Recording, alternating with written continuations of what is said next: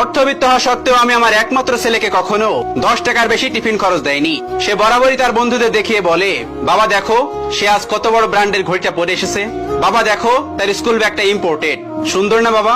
আমি মাথা নাড়িয়ে শুধু সম্মতি দেই। আমার ছেলের সাহস কিন্তু এখনো হয়নি সেম জিনিসটা চাওয়ার। একদিন তার পায়ে সামান্য ব্যথা, স্কুলে যাওয়ার সময় বলল, বাবা আজকে তোমার অফিসের গাড়িতে নিয়ে যে আমার স্কুলের সামনে নামিয়ে দেবে। আমি তার সমস্যার কথা বিবেচনা করে বললাম ঠিক আছে। এরপর এক সপ্তাহ প্রায় সে আমার সাথে গেল। আমি চুপচাপ তাকে নামিয়ে দিতাম। আমার ছেলের এখন দেখছি হেঁটে যেতে ইচ্ছে করছে না।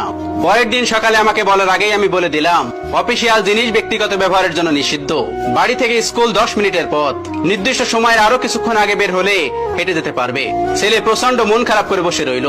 এদিকে আমার স্ত্রীও মন খারাপ করেছে। কেন করি এমন, এর উত্তর জানা নেই। আজ সন্ধ্যায় ছেলে আমার বাড়িতে এসেই বলেছে, জানো আমার বন্ধু শহরের সবচেয়ে সেরা স্কুলে ভর্তি হয়েছে। সে বলতে চাইলো আমিও। বলার আগেই তাকে আমি থামিয়ে জানতে চাই,